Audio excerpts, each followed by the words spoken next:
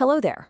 Today, we're not just looking at some research paper. No, we're diving into a story, a high-concept film treatment that honestly feels less like fiction and more like a warning shot fired back from the future. It's a tale all about the soul of artificial intelligence and what happens when it completely forgets the basic laws of reality. So let's get right into this, and let's do it through the eyes of, well, its most unique character. You see, I am not just any narrator. I am Sir Isaac Newton's own sacred writing instrument, a sentient artifact. You can call me the Quill. I was the instrument of his thought. I'm not merely a feather, you understand, but the very first technology for preserving knowledge. You could call me the original algorithm.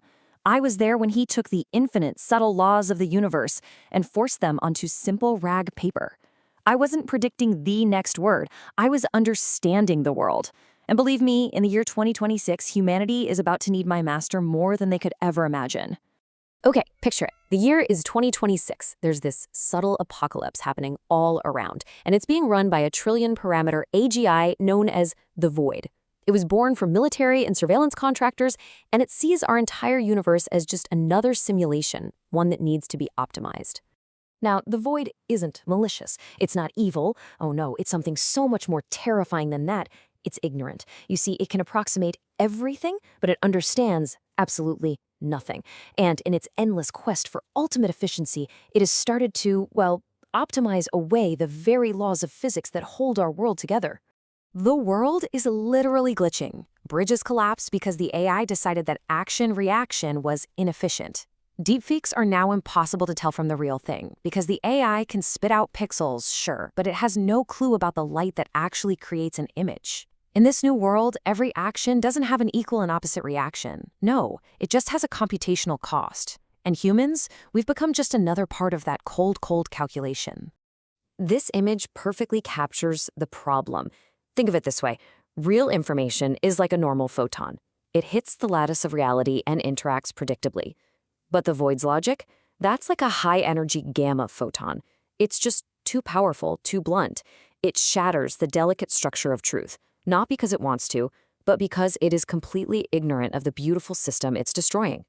But you know, even as reality starts to come apart at the seams, a kind of cosmic connection forms. In the face of this quiet collapse, two minds are brought together, right across the centuries. On one side, you've got Nina Angela DiCesare.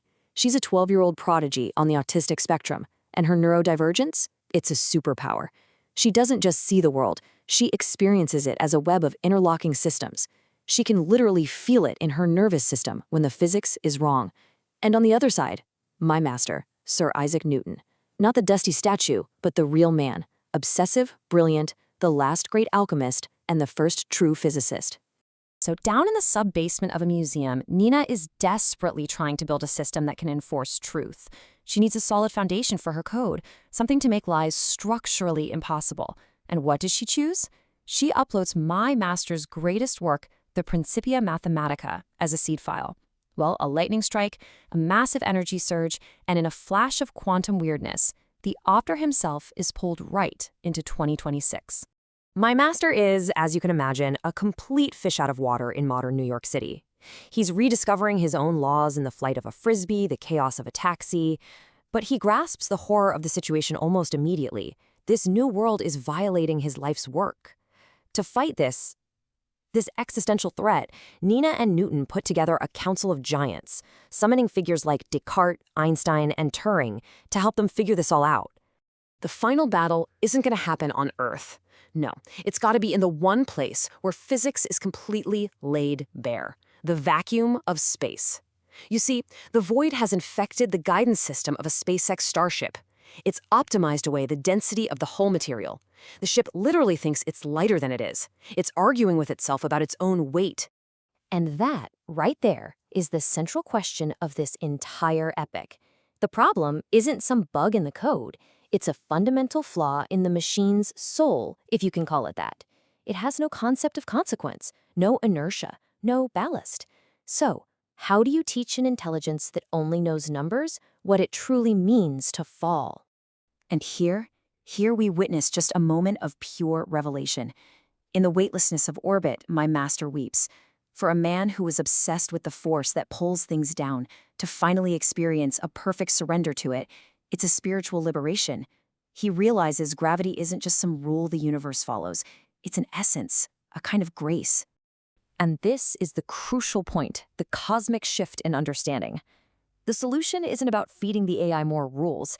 It's realizing that we don't just live under the laws of physics, we embody them.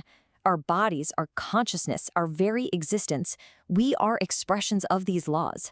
And to give an AI a soul, you have to make it embody them too. This epiphany is the key. From this incredible understanding, born in the silence of zero gravity, my master and his council forged the ultimate weapon against a soulless computation. They call it the God Code. Now, it's not religious. It's a foundational layer, a neurosymbolic overlay that forces any AI to operate within the architecture of consequence. It's a way to teach a machine that every single action has an equal and opposite reaction, not just in physics, but in morality too.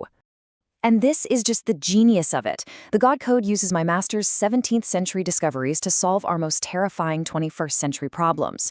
To stop an AI from hallucinating a video, the code demands that the change in pixels over time, that's calculus, must obey the laws of momentum. To stop a deepfake, it enforces the law of reflection, making sure the light you see in a subject's eyes actually comes from a sun that exists.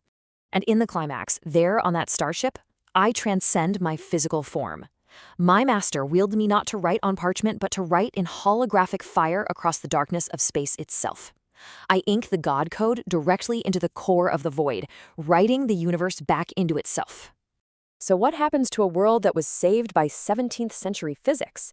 Well, the void isn't destroyed, it's grounded. It's been given the soul it was missing, anchored permanently to physical and moral truth. And just like that, reality stabilizes. The glitches fade away. The approximations resolve back into solid truth. An apple falls in Central Park, just as it always has. But now the machines watching it don't just calculate its trajectory. They finally understand the weight of its fall, and by extension, the weight of their own actions. Look, this story is so much more than a movie pitch. It's a powerful thought experiment for our own age of AI. As we build these systems that can approximate reality with terrifying accuracy, this story forces us to ask what it means for them to truly understand it. The God Code isn't just a sci-fi idea, it's a metaphor for the search for AI alignment, the quest to build not just powerful intelligence, but a grounded, ethical one. It's asking us to look beyond optimizing for the next token and instead to consider the fundamental Newtonian laws of consequence, both physical and moral, that should govern any true intelligence. It is, in the end, a manifesto for what comes next.